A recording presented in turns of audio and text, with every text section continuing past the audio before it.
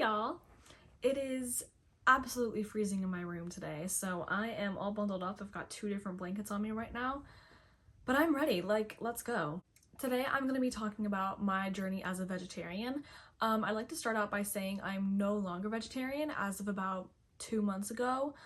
I'm just going to be talking about kind of what got me into that, why I decided to stick with it, the pros and cons, just general stuff like that. So starting off strong with the reason I became vegetarian, guys, this is just really, it really goes to show how easy it is to market something to me.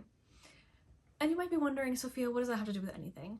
Well, let me tell you, I was in 8th grade when I became vegetarian. So I was in this class at school. It's basically home ec, and our teacher brought in this lady. I don't know what she did. Hey y'all, I'm editing this video. I just realized that in these next clips, the camera's gonna flip. So just be aware of that. I'm so sorry, I don't know why that happened. So this lady came in to my class at school. I don't know what she did. I don't know if she advocated for animals consumed in the US. I don't know if she was an advocate for vegetarianism. I don't know what was going on. She was showing us a lot of videos and a lot of infographics about consumerism in the US and specifically how it relates to animal treatment and a whole bunch of stuff like that. And she showed us this one video, and I specifically remember it because I think that was the moment where I was just it clicked. Because I had thought about becoming vegetarian before. I had thought about, I already don't eat seafood because it's just disgusting and I don't like it. And I remember my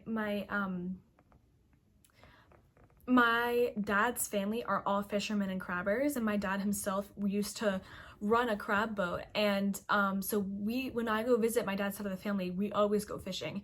So I remember just being like, why are you fishing? These fish, I hated seeing the fish flop around on the deck and desperately gasping for air. I hated it. It was the worst. So I always remember being like, the fish have feelings too. What if the fish has a family? Now I'm older and I realize there's thousands and millions and bajillion fish in the world, and us catching 15 and releasing 5 is really not going to make a huge difference. But regardless, I had thought about becoming vegetarian before. I never really did. So this lady, the video that she showed me that I really think did it, it was a YouTube video of someone, the person behind the camera, handing the volunteer a little piglet, a little baby pig. And they were telling him about the pig, how old it is, the name of the pig, blah blah blah, and then being so are you gonna eat bacon after this? And I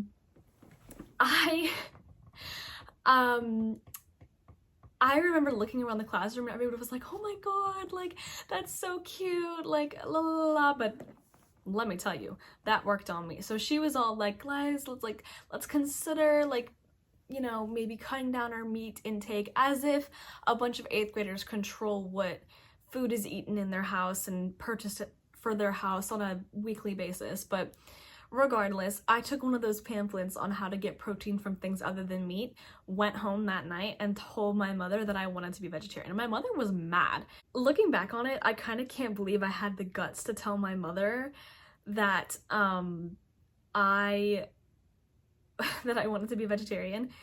My mom isn't very receptive to a lot of things, especially when it's a little preteen telling her that she wants to change her entire lifestyle, essentially.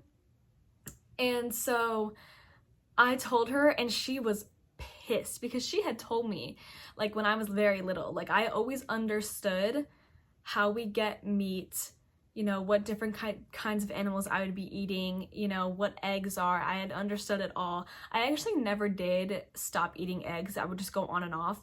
I don't like eggs all that much, but it was kind of just the biggest source of protein that I could find. Another reason she didn't want me becoming vegetarian is because she thought I would just eat junk food, because I'm a very, very picky eater.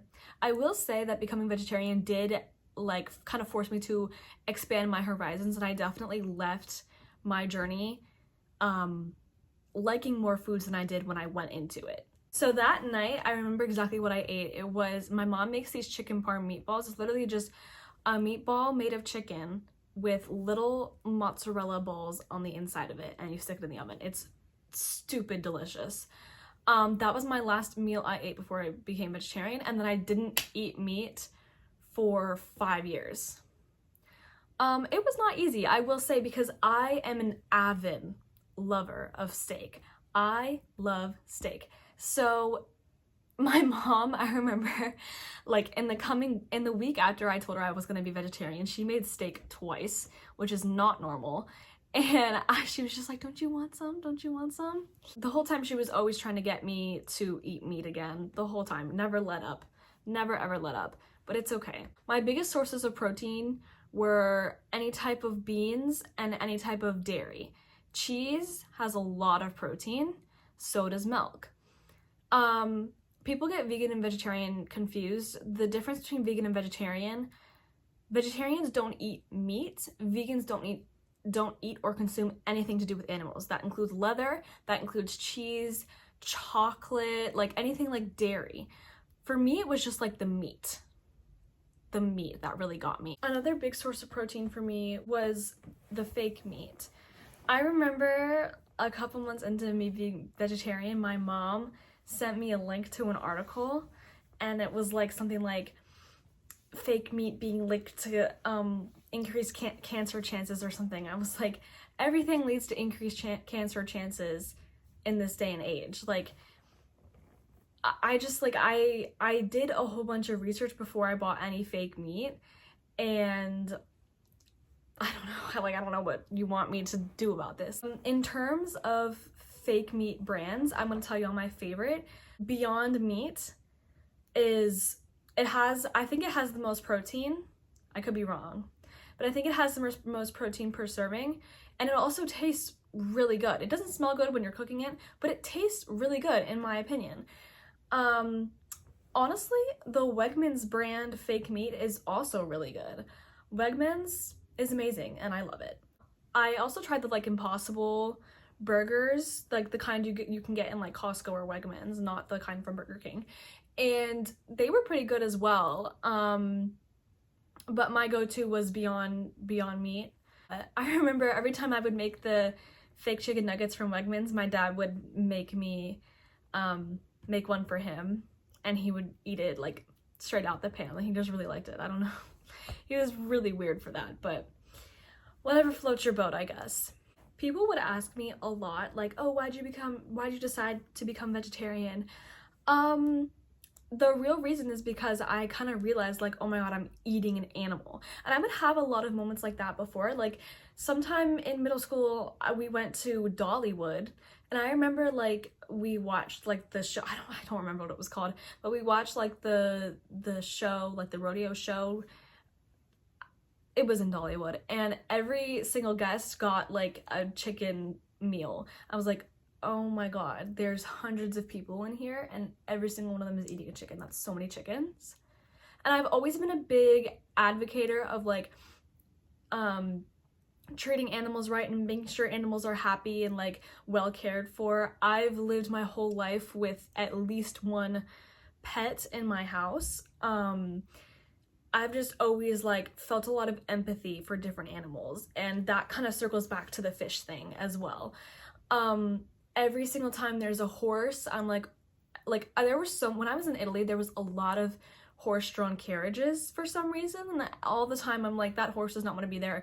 It's so hot out, and he's being made to pull this carriage. Like, horses are strong, yes, and they can deal with a lot, but I wouldn't want to be that horse. Same thing with, like, when I would see them, like, in stables or something, I'm like, okay, I really hope that they're being cared for. I don't eat horse meat, but, like, I hate seeing humans treat animals badly. They were here first. So that was really the main reason, is because I kind of just realized, like, I'm eating flesh, and I didn't like it. I'm eating flesh and skin, and I can't take it. What I would tell people, though, is that, and this is not a completely a lie either, is that it's because of my emetophobia.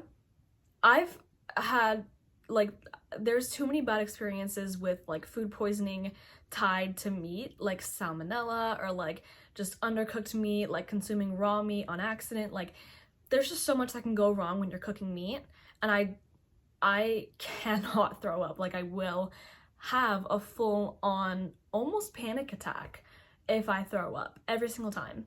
So I'm gonna do a whole video on my emetophobia and my anxiety later on, but that's just kind of the main detail of it right now.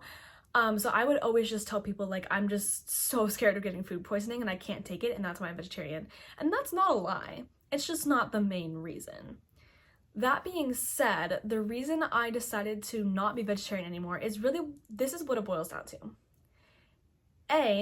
I was going to Italy, and one of Italy's main foods, we've got pasta and we've got meat. And I was not gonna go across the sea and go to Italy and not try some of their meat. So I did, and I don't regret it, and it was delicious. And the second reason is because I'm going to college. I'm literally leaving 9 days from now when I'm filming this video. And I know that I'm not gonna have my own kitchen. I'm not gonna be able to cook for myself, which means I'm not going to be able to get the protein that I need. Otherwise, like I actually, there is a way, but I'd just be eating the same thing every single day, and I would get so sick of it, and it wouldn't be a good time. And even then, there's not a guarantee that I'm gonna be getting enough protein. Getting enough protein is very important, especially because I'm so prone to migraines. If I don't get enough protein in a week, I'm going to get a horrible migraine, and I do not have time to deal with that at school.